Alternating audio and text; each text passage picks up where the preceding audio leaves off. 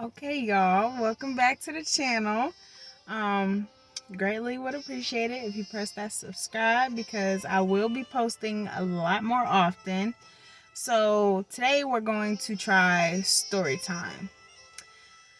Uh, really not sure what to talk about here, but I have a lot of things that I could talk about. Don't mind the hair, don't mind my naturalness. I'm sorry, but I don't like makeup that much. So if anything, you'll see me do my eyebrows, mess with my hair a little bit, and lipstick, maybe. So I guess today we can talk about my pregnancy. There's an easy one. I'll talk about my pregnancy with my son. So, I have PCOS, and I think I was diagnosed with that when I was like 18.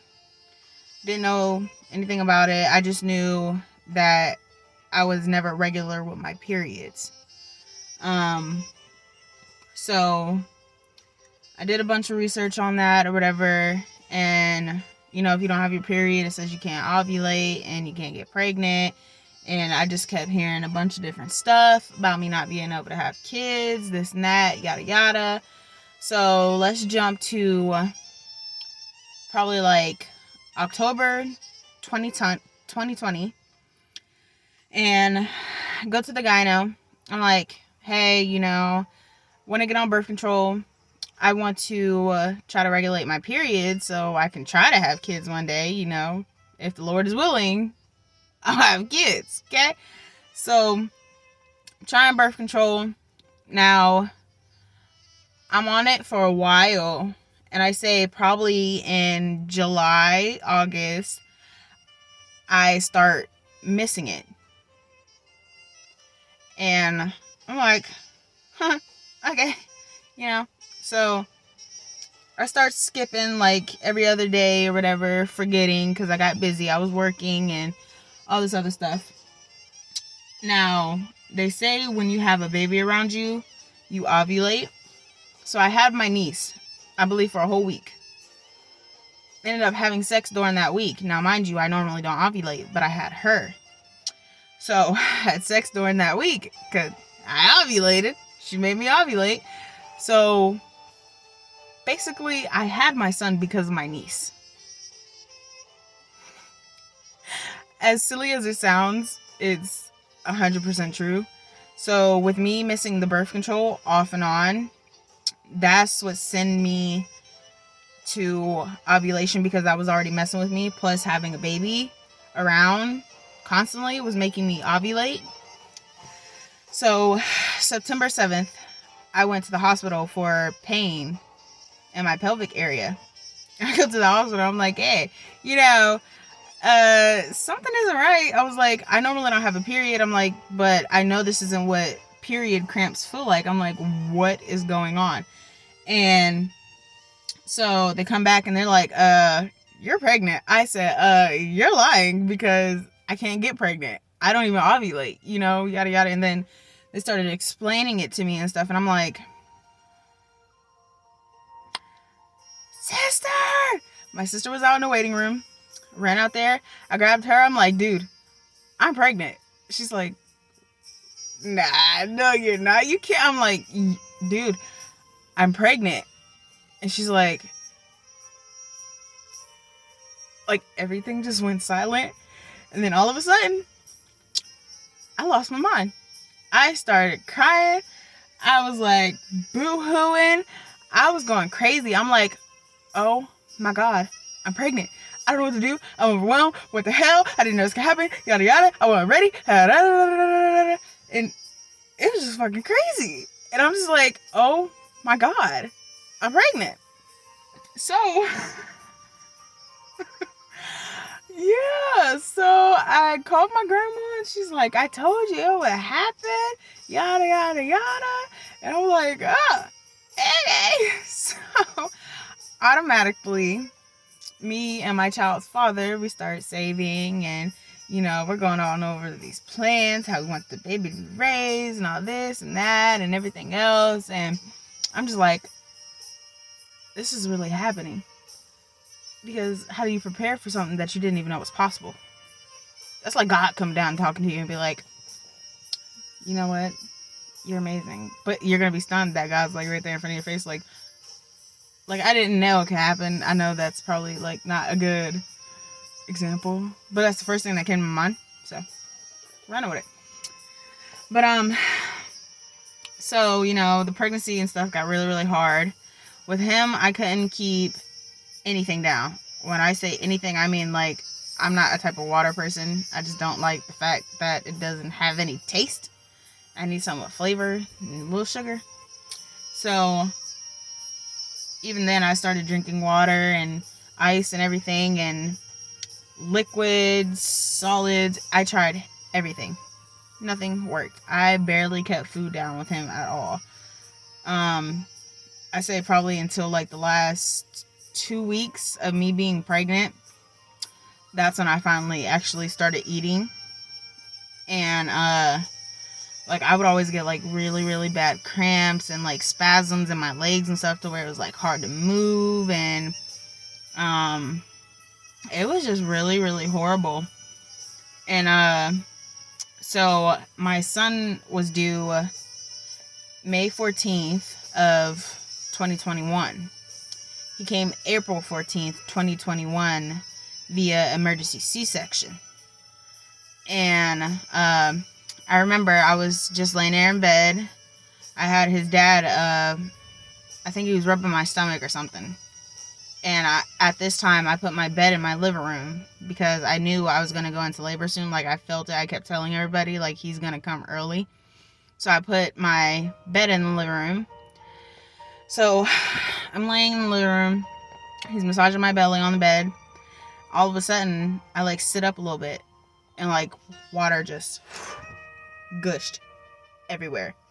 At first, it was clear, like a faucet. It was literally streaming out like a faucet, like really constant, like spraying, like, like it was crazy. But, so, yeah, that. And next thing you know, like, after the water came all the blood. And then blood was, like, going everywhere. So I get up, I have him help me upstairs to the shower, and I'm like bleeding all the way up everywhere. Okay? All the way up the stairs. And like, I'm just like screaming, I'm crying, I'm like, is he okay? Is he okay? I don't feel anything. Are you moving? My God, are you okay? Like, I'm freaking out. Completely out. Like, I thought I was going to pass out. I thought I was going to die. I couldn't breathe. I was hyperventilating. Like, it was just so crazy. So I'm in the shower or whatever. He's calling the ambulance. He's freaking out. He's calling his mom. He's calling my grandma. He's calling everybody. Like, I don't know what to do. And I'm like, I don't know what to do either. Like, this is my first time. And like, I'm freaking out. Okay? So the ambulance come or whatever. They see the murder scene that's sitting around my house. And I'm like, y'all gonna help me? Y'all gonna help me? Y'all sitting here just like staring. Help me. I'm dying. Like, I need to make sure my baby okay. So we get into the ambulance or whatever. Like, they're taking forever, just asking a bunch of questions, doing this, da. We took maybe 45 minutes to get to the hospital.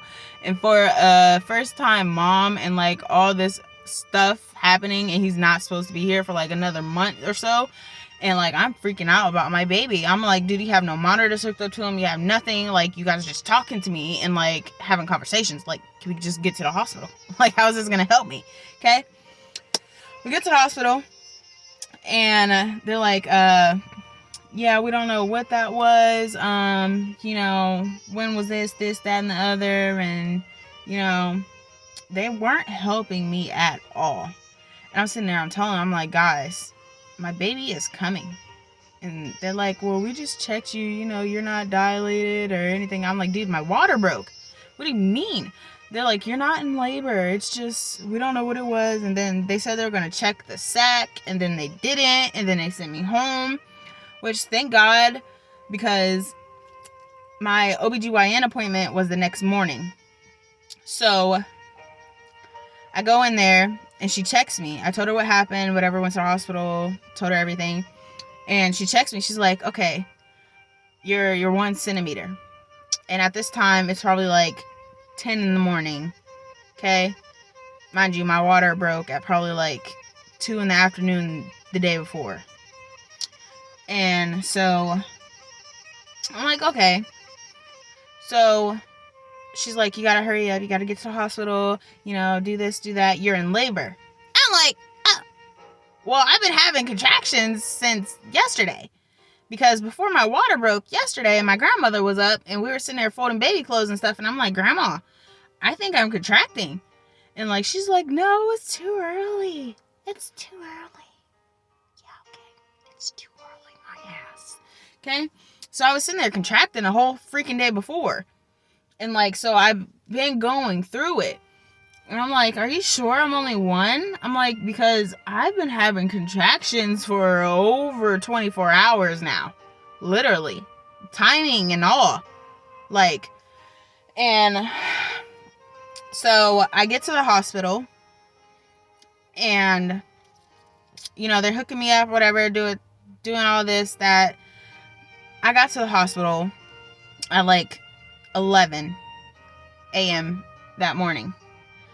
It comes all the way until, like, they doped me up and everything. It was, I would say, 1 o'clock in the morning the next day. I'm still at the hospital contracting. Farthest I got was 3 centimeters. Now, mind you, at this point, I've been in labor for over 40-something hours. In labor for over 2 days now. Only 3 centimeters. And they come in, they're like, you know what, we think this is what we're going to have to do because, you know, it's not going nowhere, whatever. I said, I tried to tell you guys that to get my son out earlier because I told you guys I have been in labor. I have been contracting this entire time for 2 days now. And I knew once I was at the gyno and she said I was 1 centimeter, I knew something was wrong. Because how? Like, from what I read, from what I seen, from what I heard, you're not supposed to be in labor that long, especially at 1 centimeter. So, like I said, 1 o'clock something in the morning, they're like, okay, we have to give you the epidural, we have to do all this, we have to speed this up because we have to do an emergency C-section. I'm like, okay. So, I'm sitting there, I'm crying and stuff, and like, his dad is like freaking out, and like, everything was just crazy at this point, and I'm losing my mind. He's trying to calm me down, and he's just like, I'll be there. I'll be waiting for you. You got this. You're the strongest person I know. I'm just like, okay.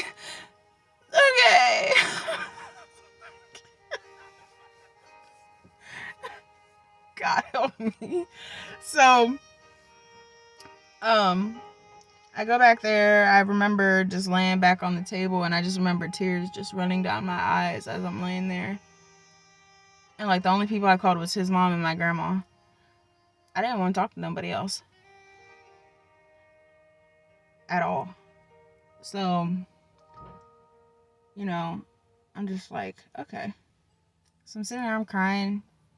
I start hearing the saw and stuff, and he's looking at me, and he's trying to look over, and I'm just like, he's almost here. But I'm like, I pray that everything is okay.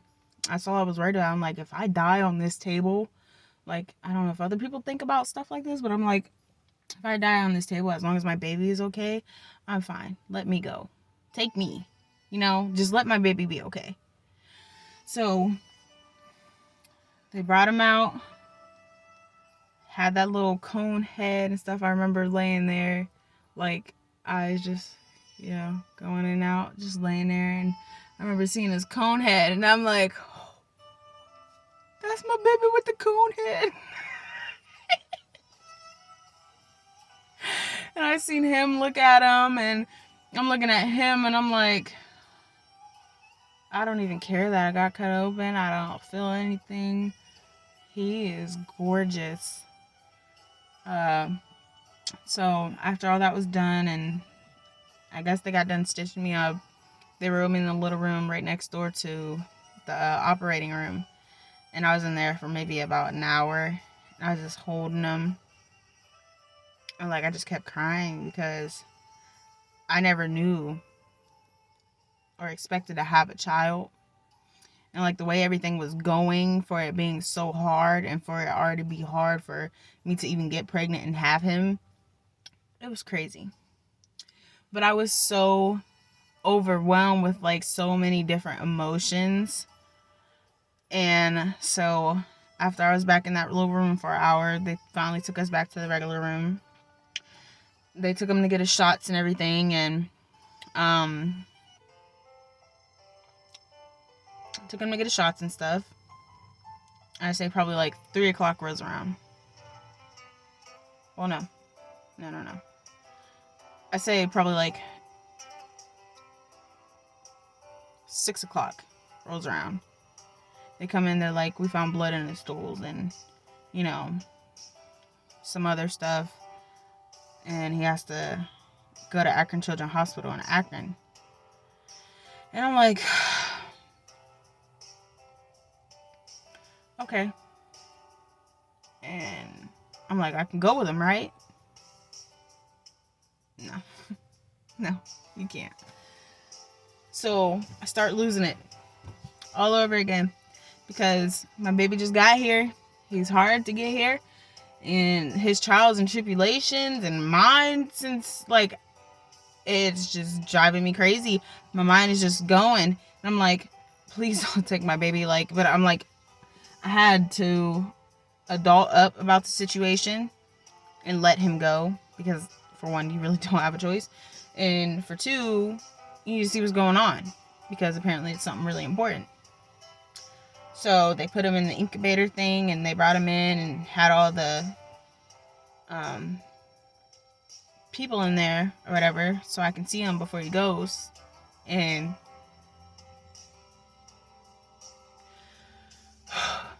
it was just so hard watching him 2-3 hours old and already being taken away. And like so far away at that. And I'm just like, I just had a baby. I'm at the hospital for having a baby. My baby's not here with me. And like, I was just freaking out. So his dad stayed with me for a second. And then he went up there right behind them. And his grandma went up there and got a hotel and stuff and stayed up there for the night. First thing in the morning, I was out of there. That same morning, I was out of there. Less than 10 to 12 hours of me giving birth, I got myself out of the hospital. C-section and all. I could barely move or anything. And yes, it hurted like hell. But I fought through it. And I'm like, you know what? You need to get to your son. I'm like, I'll be fine. I came this far. I got him here. It's my job to protect him. I need to go. So I immediately, as soon as he left, I started moving around. And I knew I was in pain from it, but I figured the more I trained myself to move around and stuff, the better I can do, so that way I can go home. So it was kind of like faking it to myself, so that way I wouldn't feel as much pain and they wouldn't see me in as much pain as I was. But it worked. And like I said, that morning, the same morning, I was out of there. And I had my dad come get me until his dad came down to get me. And everyone's like, why are you moving around like this? Yada, yada. Are you okay? You just had a baby? Like, literally just had a baby? Like, and I'm like, you know what? I'm fine. I'm not worried about nothing at all. I'm not. I'm worried about getting to my baby. I just had a baby and I don't have my baby. So, yeah, I'm fine. Don't worry about me. I'm good. I might be moving a little slow right now, and I might be moving way too much right now, but I got this. I'm fine. I need to get to my baby. So, I get up there, and I see him in that little incubator, and he's has light on for the billy ribbon, and like all this other stuff, and he lost 2-3 pounds, and he was only born 5 pounds, so he got down to 2-3 pounds. I'm like, I was losing my mind. Like, it was so much stress, and it was so much stuff and so many problems wrong. And like every single day when that doctor would come in there and tell us he's not ready yet, you can't take him home today, it's going to be a couple more days. Like, that was the longest period of my life. And the crazy part is, once they finally let us go home, it was actually my dad's birthday, which is 4/20. So it's perfect timing. And I text my dad. I'm like, Dad, you have a package around the corner, a couple stops away or whatever, you know. And I'm like, you have a package a couple stops away. Be waiting or whatever, because, you know, I sent you something. I ordered it a while ago. And next thing you know, we pop up with him. Just the smallest, tiniest little thing. I think at that point he was 3 pounds. He was so tiny. So tiny. Like, in his car seat, he just, like, shriveled up like a little ball. And, like, but it was the worst, best experience of my life. Because even though it was hard from beginning to end, it's still, I would do it all over again.